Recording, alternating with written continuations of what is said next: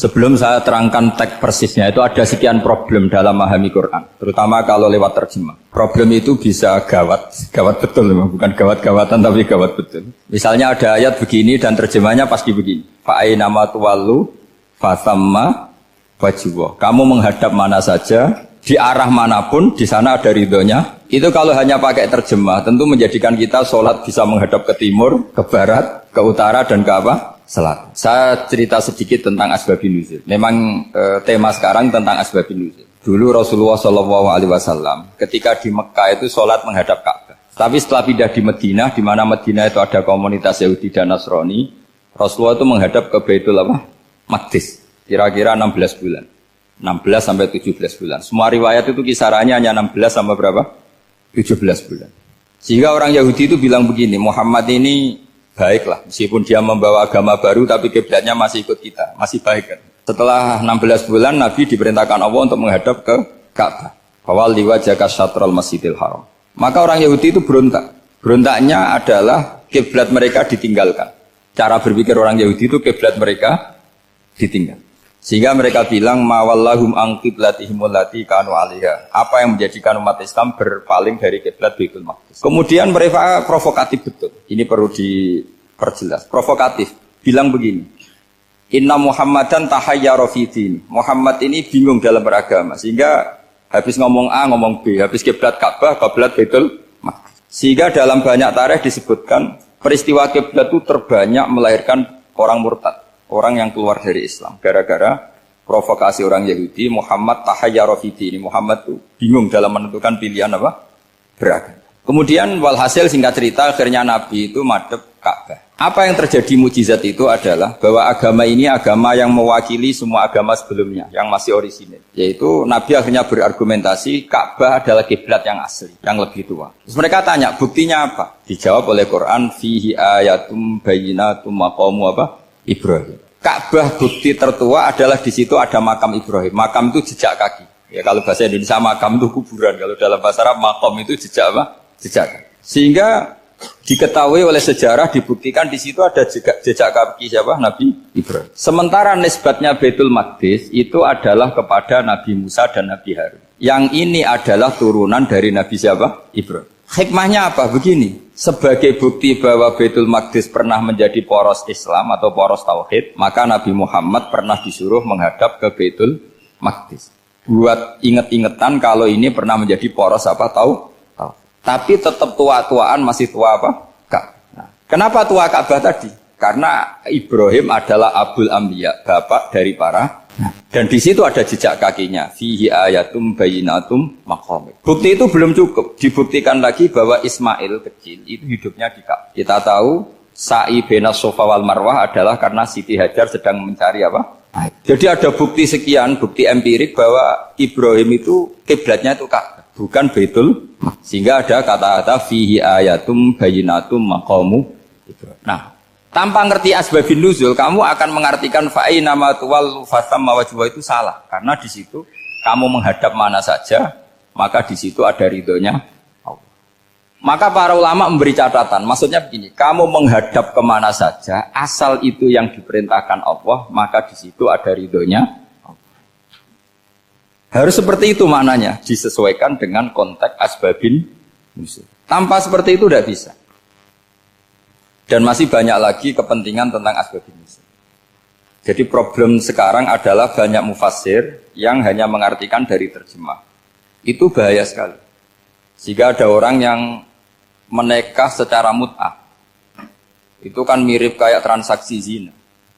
Mereka berdalil famastamta'tum bihi minhunna fa'atuhunna ujurahun. Perempuan yang sudah kamu nikmati, yang penting kamu bayar. Terjemahnya seperti itu. Karena ujur itu jamaknya ujroh. Itu fatal sekali. Padahal ayat itu begini, settingannya begini, setting siakul kalamnya atau asbabun nuzulnya begini. Ini sekaligus, memang saya sengaja ngaji dengan tema yang berat, bentuk penghormatan pada yang ngaji. Kalau temanya ringan kan kayak TPG. Begini asbabun nuzulnya begini. Wal muhsanatu minan nisa yang awal juz 5 itu, ya kita santai aja, yang awal juz 5 itu sebetulnya maktuf, diatafkan pada ayat hurrimat alaikum ummahatukum wa banatukum wa akhwatukum wa ammatukum wa kholatukum wa banatul akhi wa banatul ukhti. Jadi perempuan yang haram dinikah itu ada 7. Yang faktor nasab, yaitu siapa? Ibu, putri, saudara putri, bulik dari bapak, amah itu bulik dari bapak, kholah itu bulik dari ibu, keponakan dari saudara lelaki, keponakan dari saudara perempuan. Ini disebut haram karena nasab gen. Kalau orang Jawa bilang hanya 4 karena ngitungnya bulik baik dari bapak maupun ibu. Kalau orang Jawa bilang kan bulik terus keponakan dihitung 1. Padahal ada keponakan dari saudara lelaki, ada keponakan dari saudara apa? Perempuan. Wa banatul akhi wa banatul ukhti. Terus kedua haram karena rodok. Kita tahu dalam hukum Islam rodok adalah sama dengan nasab. Jadi ibu yang pernah menyusui kamu berarti jadi ibu kamu. Dan saudara sepenyusuan berarti menjadi saudara kamu. Ini disebut wa ummahatukumul lati arda'nakum wa akhwatukum minar radha'. Terus ketiga haram karena musoharoh, karena besanan. Jadi pagi ini misalnya saya nikah dengan Sri, bilang qabiltu nikaha wa taswijaha bil mar'il madkur. Setelah nikah dengan Sri ini otomatis ibunya dia menjadi mertua. Otomatis haram saya apa? Nikah. Ini namanya haram karena musoharoh. Atau kamu punya anak Zaid. Zaid pagi ini akad dengan Sri. Berarti Sri adalah menantu Anda. Otomatis haram bagi Anda. Itu namanya haram karena musoharoh, karena bisanan. Itu yang disebut waroba haram-haram itu kan saat terus itu wa ummahatu nisaikum. Ibu dari istri-istri kamu. Memang ini agak jelimet, tapi memang syaratnya mufassir harus biasa jelimet. Jangan hanya nyari partai, ayat-ayat untuk kepentingan partai. Wah itu ngeri. Kacau, Quran dipakai kampanye. Terus, itu berarti sudah 3 kan? Haram karena nasab, karena rodok, haram karena musoh. Terus yang keempat ini, haram yang bukan karena sebab pada seorang perempuan, tapi karena istri orang. Disebut wal muhsanatu minan nisa. Haram menikahi perempuan yang masih milik orang lain. Nah, orang lain yang menikahi ini, istilahnya Allah adalah lelaki yang menikahi perempuan ini adalah lelaki sing muhsini ghairu musafihin, secara nikah yang sah. Nah, nikah yang sah itu begini dalam hukum fikih Islam. Saya nikah dengan Sri, kalau hanya akad itu saya wajib bayar mahar hanya separuh. Jadi kalau saya janji bayar 1 miliar, berarti wajib bayar berapa? 500 juta. Kalau janjinya 100 juta, hanya bayar 50 juta. Itu yang wajib bil akdi. Nanti wajib sepenuhnya nunggu bil jima. Kalau sudah hubungan intim, baru wajib 100%. Jadi kalau ada di Jawa, nikah dengan seperangkat alat sholat, itu yang atasannya tok, itu wajib karena akad. Nanti bawahnya nunggu setelah hubungan apa? Intim. Nah, ini hukum Quran, bukan hukum saya. Makanya kan wa in talaqtumuhunna min qabli an tamassuhunna, saat terus fanis suma faradtum. Hanya wajib bayar setengah. Nah, perempuan yang sudah diajak hubungan intim itu kata Allah fa'atuhunna ujurahun, maka wajib kamu bayar penuh. Jadi ayat itu tentang perempuan yang sudah dinikah, kita harus bayar berapa? Harus bayar penuh. Ini penting saya utarakan. Nah, problem kita sebagai orang Indonesia, ini juga problem Pak On, problem semua kiai. Mahar di Indonesia itu nggak bisa dibahas di Quran. Karena keterlaluan, kecilnya itu keterlaluan. Saya ini kan kiai, sering ngakatkan tuh sampai bosan, seperangkat alat sholat itu ngawur sekali. Ini mbak-mbak harus nggak mau gitu. Saya provokasi minimal itu ya berapa? 100 juta berapa? Pantasnya berapa? Pantasnya berapa? 10 gram itu berapa nilainya? Kan 1 gram 500.000, baru 5. Ya sudah mendingan itu 10 gram. Quran itu bayangannya gini, sambil latihan, yang hafal-hafal biar latihan. Jangan dapat beasiswa karena hafal tapi nggak jelas juntrungannya. Quran itu bayangannya gini, ini nggak mungkin Quran ini bisa dibaca di Jawa. Wa in aradtum istibdala zawji makana zawji wa ataitum ihdahunna qintaran fala ta'khudhu minhu syai'a. Jika kamu nikah sama seorang perempuan, kemudian kamu cerai, maka mahar yang sudah kamu berikan jangan ambil lagi.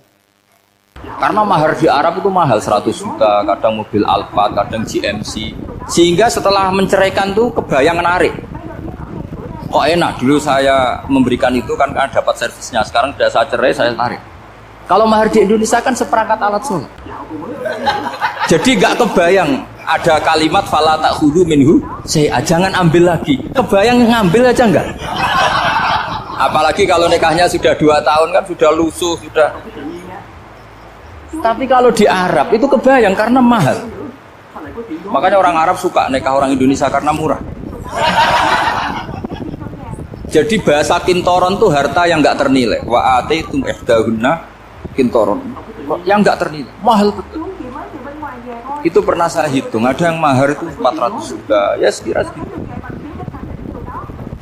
Nah makanya setelah dicerai Allah memperingatkan, setelah kamu kasihkan ya jangan minta lagi. Kenapa kepikiran minta? Karena jumlahnya besar. Kalau di Indonesia kepikiran nggak minta, nggak kepikiran, saking kecil. Seperangkat alat sholat kadang 1 juta. 1 juta itu setelah hubungan intim, sebelumnya yang wajib hanya 500. Itu kan nggak kebayang. Makanya susah ngartikan Quran di Indonesia, kadang susah karena kadang terlalu. Itu pernah Sayyidina Umar radhiyallahu anhu pernah bilang begini, wahai para perempuan, mahar itu jangan mahal-mahal, kasihan para lelaki. Itu ada perempuan alimah ya, orangnya alim betul. Meskipun nggak pernah sekolah di UI, tapi alim itu. Itu usul langsung gini, ya Amirul Mukminin, laisa dzalika laka ya Amirul Mukminin. Faqad qala ta'ala wa atiitum ihdahunna qintar. Kamu hanya seorang Amirul Mukminin, tidak berhak bikin aturan pembatasan mahar. Allah saja tidak batasi, kenapa kamu batasi? Sehingga dulu yang namanya nikahnya Sulaiman Agung atau Jamaluddin siapa Ratu, kalau hadiah ya sampai tas mahal itu kan dari bahasa Arab mumtaz mahal. Mumtaz itu istimewa, mahal itu tempat. Dia punya istri yang sangat dicintai, dikasih hadiah mumtaz mahal. Silat Jawa jadi apa? Tas mahal. Itu sama Mujitulil Aqab kalah. Itu kalau cerai kan kepikiran minta lagi. Dikasihkan yang baru. Tapi kalau di Indonesia tidak mungkin karena apa tadi? Seperangkat alat sholat. Dan itu nyari yang murah lagi. Yang bagus kitanya, bungkusnya bagus. Maka nggak mungkin kita maknani Quran tanpa mengenal yang bernama asbabin. Karena makna ayat itu bisa kacau kalau kita tidak tahu asbabin. Yaitu kayak tadi makna fa'ina ma tuwallu fasamma wajhu. Itu maknanya kan kamu menghadap mana saja, boleh saja di sana ada ridhonya Allah. Berarti kan bisa ke timur, ke selatan, ke utara, ke barat. Itu bahaya betul. Sehingga kata ulama harus mengkaji asbabin supaya porsi ayat ini sampai semana jauhnya itu kita tahu. Tanpa tahu itu tidak bisa. Begitu juga menyangkut kiblat. Sekarang saya tanya, kemarin kan ramai kiblat semuanya diukur dengan GPS. Beberapa masjid komentari salah karena diukur pakai apa? GPS. Kalau dalam bahasa falak disebut yaumarostil kiblat. Memang bisa diilmu. Tapi pertanyaannya begini, dari awal Allah ngedikan fawali wajhaka syatral masjidil haram. Kamu yang penting sholat itu menghadap masjid. Masjid itu ya bangunan. Sehingga kata Ibnu Abbas yang diriwayatkan banyak ulama mengatakan Al-Ka'bah kiblatun li ahlil masjid wal masjid kiblatun li ahlil haram wal haram kiblatun li ahlil masyriq wal maghrib. Jadi kalau orang di dalam masjid kiblatnya harus Ka'bah. Di luar masjid kiblatnya asal bangunan Masjid Haram. Tapi di luar sini kayak di Indonesia boleh semua tanah. Kenapa begitu? Kata Ibnu Abbas karena Quran turun di lisanin Arabiyyin. Jadi kalau orang Jogja kalau mau ke Jakarta arahnya kemana? Barat. Itu sebetulnya ketika Anda ke barat itu persis Jakarta apa bisa saja pasnya itu Pangandaran. Tapi orang itu akan bilang kalau ke barat ya ke Jakarta. Meskipun presisi Anda tepatnya di Pangandaran. Nah kiblat seperti itu, asal orang menghadap ke barat itu orang sudah bilang ke nggak usah sedetail misalnya harus pas kan. Saya pernah debat sama tim ahli Kemenang.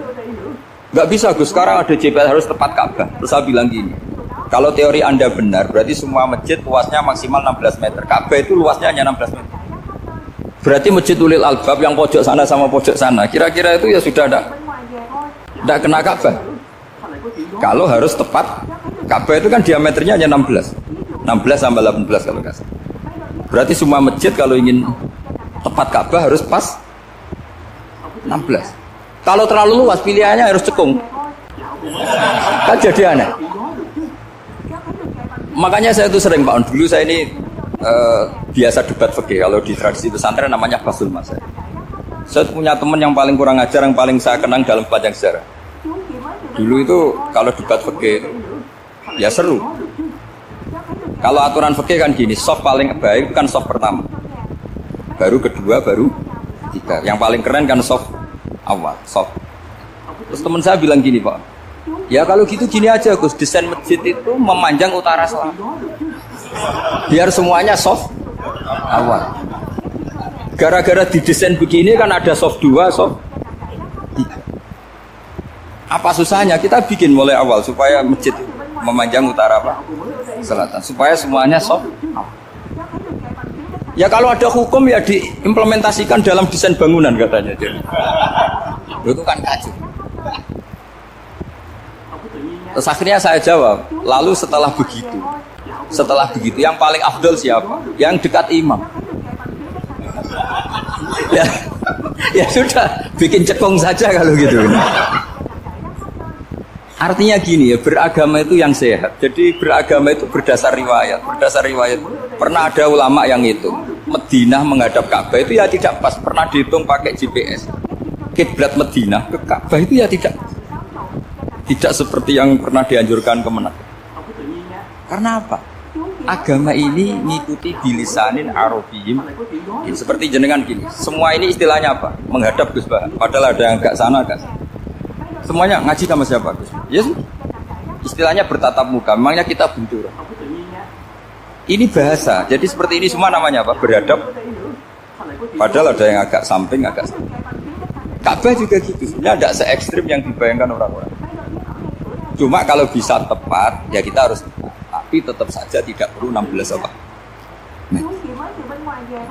Fa'aina ma tuwallu fasamma wajhuhu, itu artinya menghadap.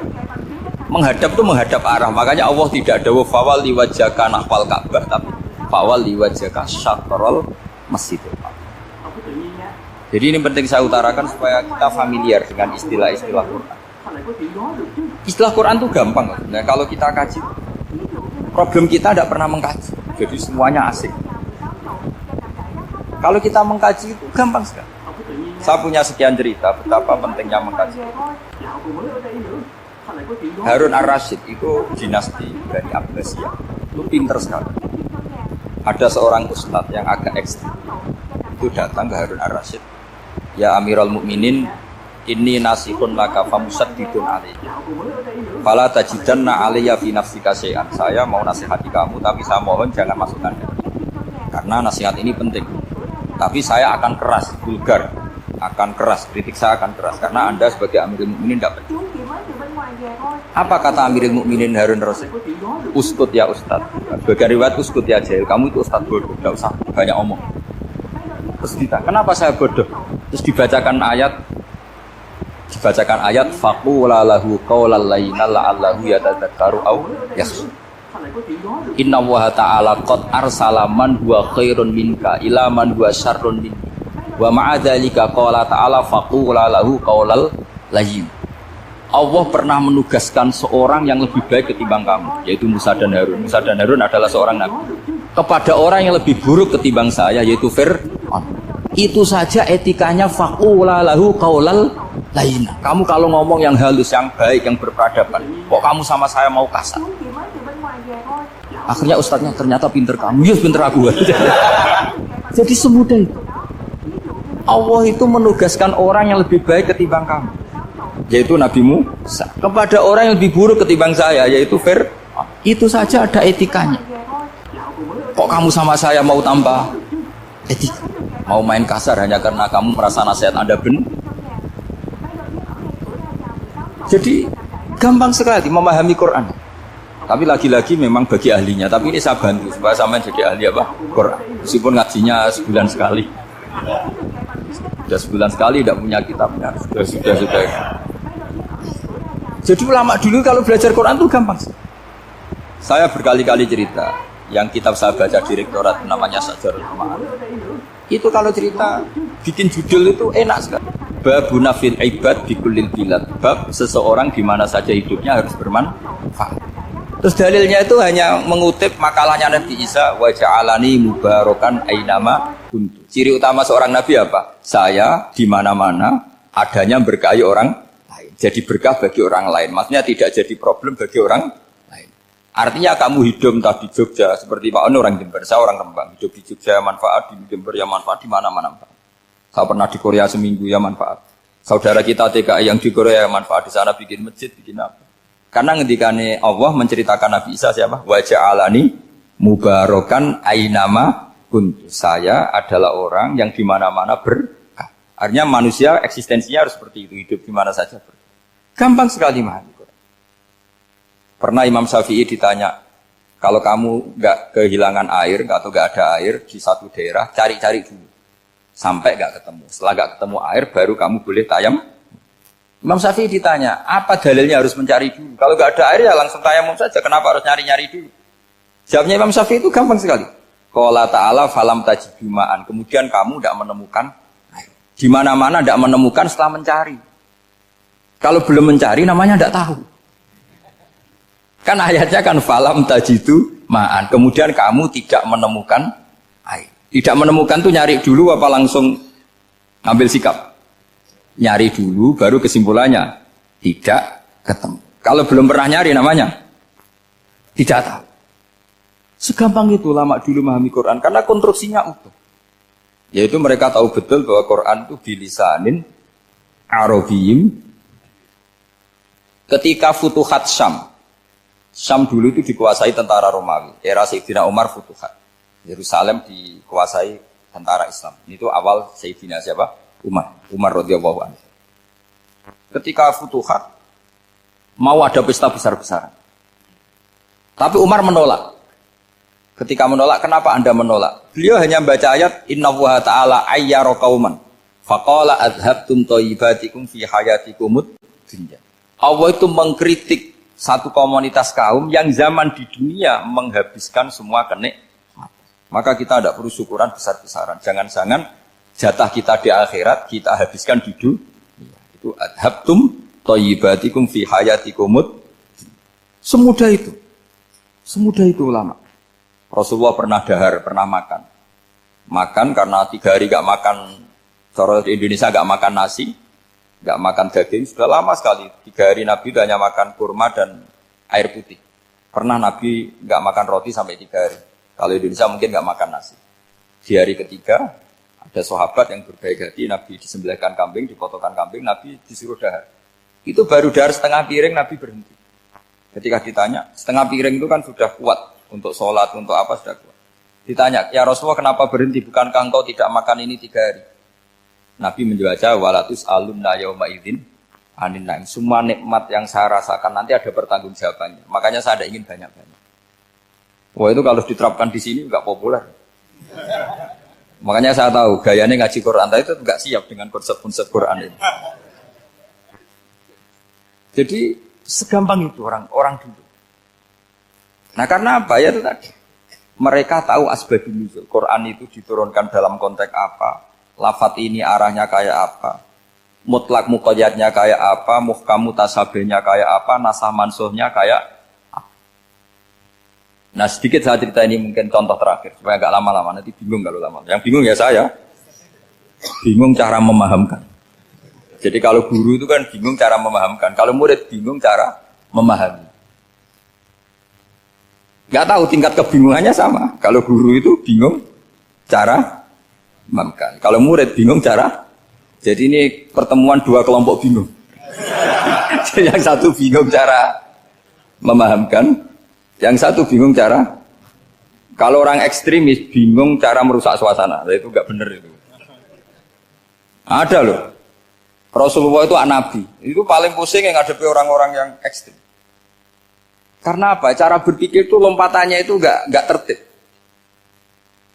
Jadi Nabi itu cara berpikir itu kecerdasan nubuah. Sementara orang ekstrim cara berpikir itu kecerdasan nafsu. Bukan kecerdasan manusia. Kalau manusia masih baik nafsu. Misalnya begini, kalau dalam tradisi nubuah itu. Saya dengan Pak Anu berteman lama. Mulai tahun 2000 berapa. Itu kalau Pak Anu bertamu ke saya, harusnya tidak usah tak kasih makan. karena sudah dekat. Tapi kalau kenalan baru itu dikasih makan, disangoni. Jadi Nabi itu perilakunya agak unik. Akhirnya ada orang yang cara berpikir itu dangkal. Ya Rasulullah ini tidak fair. Yang iman lama tidak diservis, yang iman baru diservis. Cara berpikir Nabi begini, orang Ansor itu kan sering memberi Nabi. Perjuangannya Nabi ditopang orang apa? Ansor. Donatur lah, kira-kira orang Ansor itu donatur. Donatur itu keren. Karena donatur itu artinya al-yadul ulya khairum al-yadis. Sehingga ketika Nabi sudah menguasai negara, menguasai Mekah Medina, sudah futuhat, itu orang Ansor tetap gak diservis. Yang diservis Nabi itu orang-orang baru masuk Islam, disebut wal mu'allafati qulubuhum atau Islam mu'allaf. Ada 1-2 orang yang protes, tentu yang gak pinter. Tukang protes pasti tidak pinter. Wong iskal-iskalnya sendiri, otaknya gak sampai-sampainya sendiri, orang lain disuruh jawab. Makanya di sini tidak ada tanya jawab, nanti iskal-iskal kamu sendiri, bingung-bingung kamu sendiri, saya disuruh jawab. Berarti Gus Pak gak mau ditanya, ya memang gak mau, karena tadi jawab sendiri aja, nanti pinter sendiri, kapan-kapan pinter sendiri. Akhirnya tanya begini, cara tanya gini, ya Rasulullah, ini gak fair. Orang sudah Islam lama setelah negara terbuka milik Anda, setelah kita menang, setelah kita menguasai negara, tidak kamu servis. Sementara yang baru Islam kamu, Nabi itu bertanya senyum-senyum, rileks saja. Lama-lama tambah ekstrim pertanyaan. Kata Umar, ya Rasulullah saya beri izin untuk membunuh orang ini. Umar itu pikirannya karena mangkel lo Nabi. Nabi jangan. Kalau kamu bunuh nanti apa kata orang banyak? Inna Muhammad dan yaqtulu ashabah. Dikira Muhammad membunuh sahabatnya sendiri. Nabi masih mendengar. Komplainnya masih dengar. Lama-lama Nabi memberi penjelasan. Kamu ini orang Ansor. Kamu biasa memberi saya, memberi dana perjuangan. Memberi itu hebat. Saya tidak ingin menurunkan grade Anda. Grade sebagai pemberi, berarti kelasnya elit. Sekarang menjadi penerima. Itu tidak bagus. Itu betapa Rasul ini namanya kecerdasan nubuah. Kalau orang biasa memberi, biar memberi saja. Supaya dia tetap heroik, tetap patriotik, tetap keren. Karena mentalnya Jangan sampai dari mental memberi, kemudian mentalnya peminta. Jadi kalau Pak On jadi tim suksesnya Pak Jokowi itu ya tidak minta-minta. Kalau dulu kampanye ya kampanye saja. Biar memberi terus nggak pernah minta. Meskipun akhirnya ya gelong. Tapi Nabi dulu tidak gitu. Jadi orang Ansor itu nggak pernah diservis. Padahal jasanya kayak gitu. Supaya kelasnya tetap kelas elit, yaitu pemberi, penanggung jawab. Nabi nggak ingin orang Ansor turun grade menjadi penerima. Orang-orang yang cerdas nubuah menerima konsep Nabi seperti itu. Lo tanya sama Pak On, saya dadani terjemahan UI itu puluhan tahun sama Pak. Itu beliau ke kontrakan saya ke rumah beliau. Tidak pernah berharap apa. Saya sangat tertutup. Bukan apa-apa ya, kalau ingin memberi saja. Kontribusi saya pada Al-Quran. Saya tidak kepikiran mendapat. Supaya heroik. Tapi orang-orang yang cerdas amatir tadi, ini nggak fair. Wong yang memberi lama kok dapat servis sedikit. Nah, sekarang itu problem zaman akhir sudah mulai seperti itu. Nah, orang ini namanya Dzul Khuwaisirah. Ini yang nanti punya anak turun Khawarid. Khawarid itu orang yang ibadahnya hebat, tapi cara berpikir tentang nubuah salah. Orang lagi Khawarid itu orang yang ibadahnya hebat, tapi cara berpikir nubuah salah. Nubuah itu unik. Nubuah itu cara berpikir tadi. Apa ya? Melihat sesuatu yang benar biar benar terus. Yaitu tadi, mental memberi itu ya biar memberi terus, tidak usah di-share. Maka ketika Abu Bakar jadi Khalifatul Rasulillah, itu ada sistem kepegawaian. Itu gajinya Umar yang sudah Islam lama, gajinya Abu Bakar yang sudah Islam lama. Itu sama Abu Sufyan sama, padahal Islamnya Abu Sufyan baru setelah Fathu Mekah, kira-kira baru setahun. Terus diprotes sama orang-orang, ini Islam lama kok gajinya sama Islam yang baru setahun kok sama. Kata Abu Bakar, Fadha'iluhum indallah, mereka punya kelebihan Islam lama itu indallah, nanti balasannya biar surga. Kalau di dunia sesuai profesinya. Artinya profesi kalau penjaga kantor ya berapa, kalau dosen berapa, pokoknya ya sudah. Dan itu diterima oleh sahabat, semuanya nerima konsep itu. Era Umar agak dibalik. Abu Sufyan kira-kira gajinya 1 juta, yang lainnya yang menangi Nabi mulai awal gajinya 10 juta. Ditanya, ya Umar, kenapa ini jadi rubah seperti kebijakan Abu Bakar, tidak seperti Abu Bakar? Jawabnya Umar lucu. Fa la usawwi baina qatala Rasulullah wa baina man qatala ma'a Rasulillah. Demi Allah saya tidak akan pernah menyamakan orang yang dulu merangi Rasulullah yaitu Abu Sufyan dengan orang sing selawase dari anak Rasulullah yaitu Sayyidina Ali dan sebagainya. Ini penting. Artinya ketika gajinya orang saya seperti Ali radhiyallahu anhu itu tinggi itu bukan karena lamanya Islam, tapi karena lamanya iman. Jadi mulai dulu ijtihad itu ada dan dulu dia biasa saja. Karena tadi ada kecerdasan nubuwah. Saya ulang lagi, ada kecerdasan apa? Sekarang itu kecerdasan tomak atau kecerdasan nafsu. Itu kalau sampai ngaji kitab tasawuf, itu bab bakhil itu tidak ada. Menurut kitab tasawuf, medit itu tidak ada, kikir itu tidak ada. Yang ada itu tomak. Tomak itu berharap dikasih orang lain. Sampai pernah enggak bilang kalau artis-artis di Jakarta kikir? Tidak pernah kan? Karena kamu tidak pernah ingin diberi. Tapi kalau kamu punya pacar karena kenal tidak pernah ditraktir, oh pacar saya kikir. Karena kamu ingin diberi. Pernah nggak kamu ngukumi orang lain kikir yang nggak kenal? Padahal tidak pernah memberi kamu. Apa? Karena kamu tidak pernah ini. Coba sekarang kamu saya tanya, ini latihan cerdas. Definisi kikir itu apa tuh Pak? Nggak pernah memberi kamu kan? Artis-artis Jakarta, tokoh-tokoh nasional pernah nggak memberi kamu? Enggak kan? Tapi tidak pernah kamu vonis kikir karena kamu tidak pernah tomak. Tapi pacar kamu, kok amin ditraktir terus? Atau istri kamu, atau mertua kamu, kok tidak ngasih warisan, kamu bilang kikir gak? Sebabnya kikir betul apa karena kamu tomak, berharap? Tomak. Maka di kitab tasawuf itu gak ada bab kikir, yang ada bab tomak. Karena asal usul menvonis orang kikir itu karena tamak. Maka jangan banyak kenal orang, nanti banyak hukum kamu. Sombong juga gitu, di tasawuf itu gak ada bab sombong. Karena orang hukumi orang lain sombong itu karena kamu ingin dihormati. Ada orang gak kenal, terus lewat saja gak tanya kamu bilang sombong enggak kan? Tapi kalau kenal, oh sombong betul, kenal gak tanya kan gitu. Jadi tasawuf itu sisi unik dari khazanah Islam. Makanya di tasawuf itu gak ada kritik terhadap kikir. Ya tentu kikir itu buruk, pasti ya kikir itu buruk. Tapi gak perlu dikritik, jangan-jangan yang salah kamu. Kenal Pak On di PPAI terus ingin jadi sekretarisnya, terus ingin kenal Pak Jokowi ingin jadi menterinya, nanti kenal rektor ingin jadi pegawainya.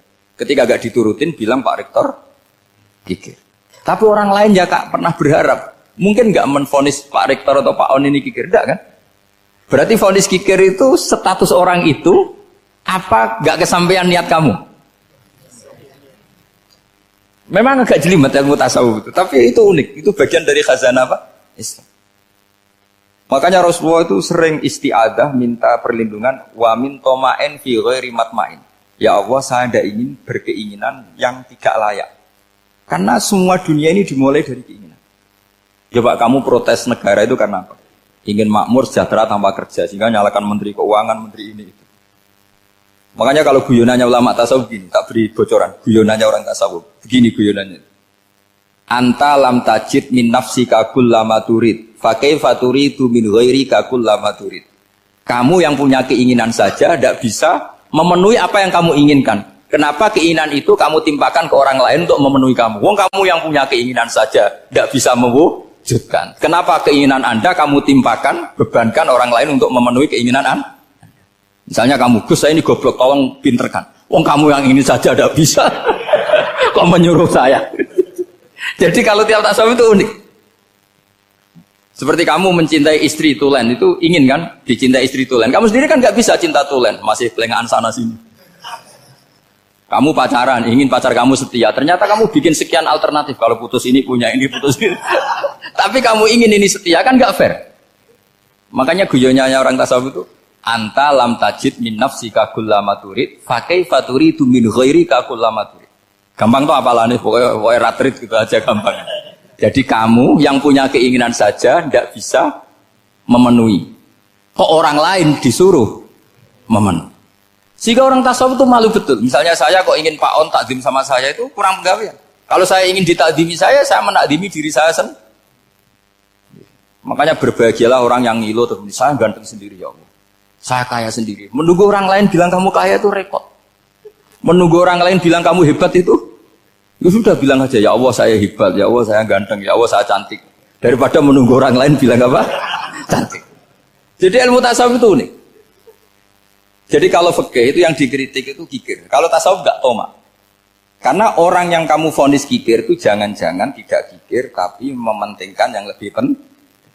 Misalnya ada teman yang tidak pernah naksir kamu, ternyata punya ibu sakit, uangnya dianggarkan untuk ibunya yang sakit, atau anaknya sekolah, atau keluarganya masih butuh biaya, ya, sehingga sama teman dia kikir. Hakikatnya kikir apa mementingkan yang penting? Tapi kamu karena nggak pernah ditraktir menvonis kikir. Nah, ini pelajaran. Jadi makanya yang dianteni ilmu tasawuf itu tamak jadi kalau dalam bahasa Indonesia, bukan kikir. Karena vonis kikir itu akan disematkan orang yang tidak kesampaian hajatnya. Pokoknya bapak saya itu, keluarga kiai itu ajarannya itu. Yang penting jangan berharap dari orang lain. Ini Pak On saksinya, saya dulu benahin terjemah itu nggak pernah ingin diperlakukan seperti ini. Ya ngaji aja. Karena pikirannya keluarga kiai itu sederhana. Kalau ngamal ya ngamal saja. Ngamal itu heroik. Makanya buyut-buyut kita semua ini kan pahlawan semua. Membela negara Indonesia jadi merdeka. Ya nggak pernah kebayang jadi presiden, menteri. Tapi sekarang nggak, ngamal sedikit saja harus jadi menteri. Jadi ini bahaya kalau dalam kelangsungan bernegara. Karena orang biasa transaksional. Awal negara ini dibangun berdasar heroik, bukan berdasar apa? Transaksional. Tapi sekarang orang akan membiasakan itu. Apa-apa itu transaksional. Ini tidak bagus untuk kelangsungan bernegara. Apalagi kelangsungan beragama. Sehingga seperti saya ini masih punya desa-desa binaan di Sragen, di pedalaman Papua sekalipun. Saya punya santri banyak di Papua. Itu kalau cerita itu unik-unik. Itu mau Jumatan, itu nggak ada orang 40. Sudah datang setengah 12. Itu datangnya 3 jam. Di situ mau ketemu santri 3. Semua, karena ya akhirnya mereka tanya gini, Pak. Pertanyaannya itu lucu. Gus, boleh nggak Jumatan orang 3? Secara fikih Syafi'i kan harus orang 4. Boleh. Kemudian mereka tak bilang, buat sholat duhur saja. Mereka nggak mau. Wong Jumat-Jumat kok duhur. Harinya kan Jumat, masa sholatnya?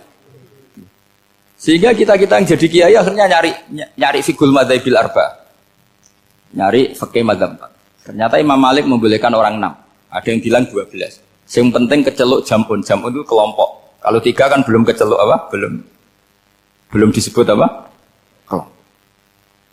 Ini penting saya utarakan supaya kita berjuang itu bukan karena service seperti ini kayak di Ulil Albab, masjidnya keren, kampus swasta tertua, terus termasuk nomor 1, 2 di Indonesia. Oke, kita syukur dengan kebesaran UI. Tapi yang namanya dakwah itu menjadikan orang tidak tahu menjadi tahu, termasuk kepada desa-desa tertinggi. Sama. Yang namanya menteri itu pembantu presiden untuk memenuhi kebutuhan rakyat banyak. Sekarang misalnya menteri pertaniannya itu hebat, cerdas, tapi petani nggak mau nandur padi, mau apa itu? Coba yang membantu ketahanan pangan itu para petani mau nanam padi apa karena menteri pertanian? Karena petani mau nanam. Ya sudah GR saja, kita pembantu presiden semua. Karena ikut menyumbangkan ketahanan pangan. Tapi kamu kan nggak digaji, kita keren, ngamal tanpa harap gaji. Ini penting supaya Anda itu nggak hati kecil gitu. Ikut menyumbang negara tanpa ingin dapat gaji. Keren nggak? Nah, itu nubuah. Apa? Nubuah. Orang Ansor itu seperti itu. Sehingga ketika Rasulullah wafat dan ada kompetisi kepemimpinan, itu orang Ansor gak ikut. Sudah kita makmum saja, silahkan dibagi di saking baiknya orang Ansor.